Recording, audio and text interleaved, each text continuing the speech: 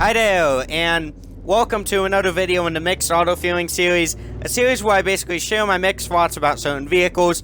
Today, I'm talking about small engine muscle cars, as in muscle cars that don't have a V8, or pony car if you want to get technical with it. It's pretty similar to the last video in the series, small engine pickup trucks. I would go check that out if you want to.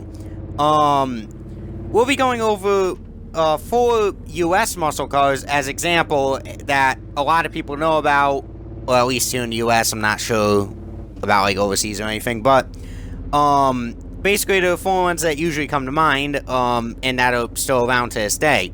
The Camaro, Mustang, Challenger, and Charger, which the Charger, many argue, isn't a muscle car, but muscle sedan is a subsegment in muscle car.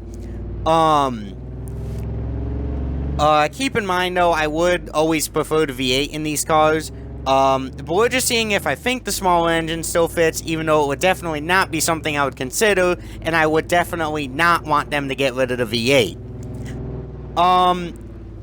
So starting off with the Challenger and Charger, because because they're actually pretty short, so I decided to put them first.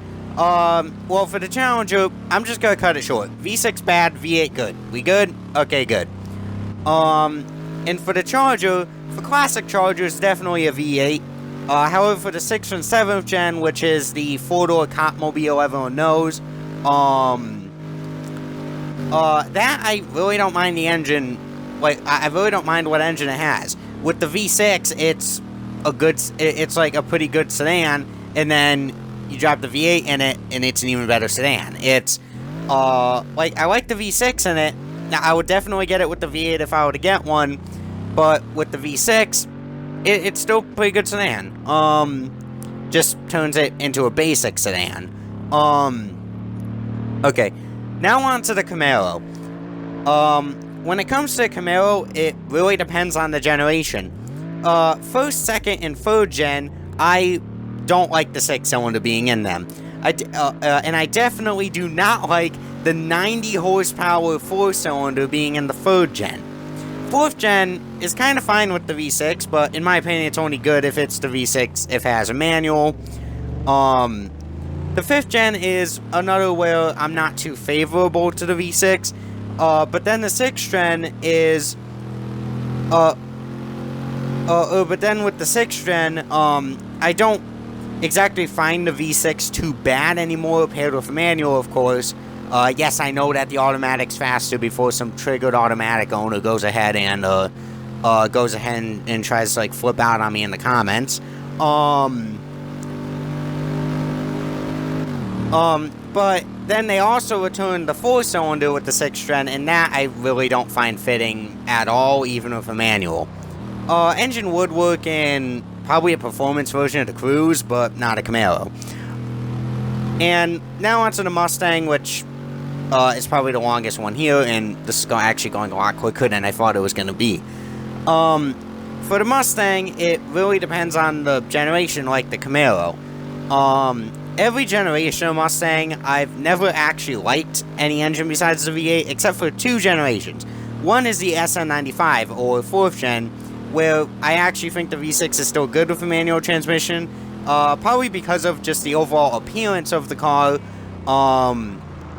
and also probably because I had one at some point, but that's a story for another time. The other is the S550, or 6th gen, or current Mustang. Well, I think the V6 is actually still good with the manual, and actually not too bad with the automatic, but it's kind of meh at the same time. This is probably because of its appearance again. However, I cannot say the same about the 2.3-liter EcoBoost 4-cylinder. I personally don't like the EcoBoost being in the Mustang, even though it has more power than the V6, and from that opinion alone, somebody actually tried to argue with me on Twitter about how amazing the EcoBoost is, and they were pretty much trying to gatekeep it because they owned one. Though I guess, I mean, I did start to like the SN95 V6 when I had one, but I mean, if anyone doesn't like it, I'm not bashing on them for it. Anyways, going off track here. There's also a custom 900 horsepower electric Mustang at SEMA this year. Am I saying that right? SEMA? I think it's SEMA. I'm not sure. I've never actually known what the correct way for pronouncing it. Anyways, which of course is fast. Like, it's 900 horsepower.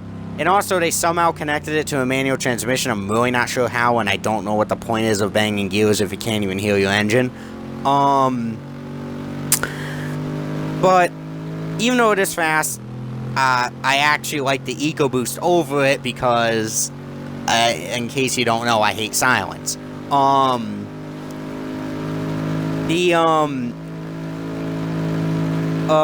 I actually like the EcoBoost more than this electric Mustang custom thing. Of course, it's not production, and yet I don't exactly like the EcoBoost, so I think you can tell how I feel towards this electric Mustang.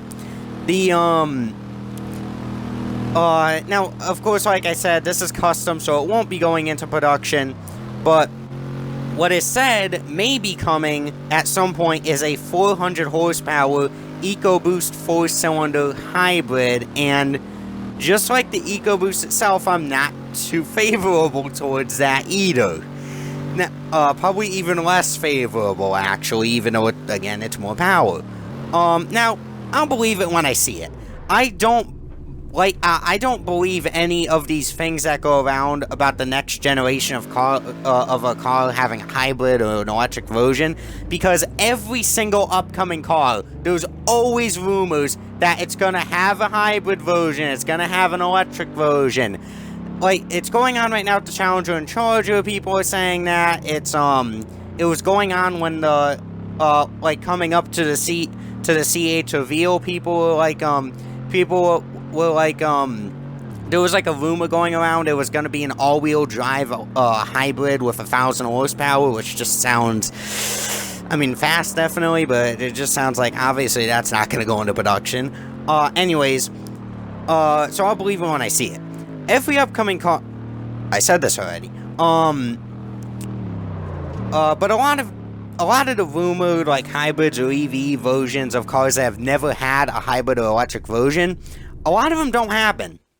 If they were to make an EcoBoost hybrid, I can guarantee it would not replace the Coyote V8, as the Coyote has 460 horsepower, and also if it were to replace it, I already know there would be people who want the Coyote in it who would go ahead and swap it in. Though, even though it wouldn't replace it, I already know that if it were to come out, there would definitely be some Mustang hybrid owners, or some EcoBoost hybrid owners, that would be all, LMAO, oh my god. LMAO, you got the ancient gas guzzler, LMAO, I can't believe you're such a boomer. They got the gas guzzling V8 over the technologically advanced hybrid, and you will shake my head at you. Oh my god. Okay, remind me to never talk like that again, even if I'm making fun of someone. Oh my. Oh, I just had to add a new. Okay, anyways, yeah, that's what I think about small engine muscle cars.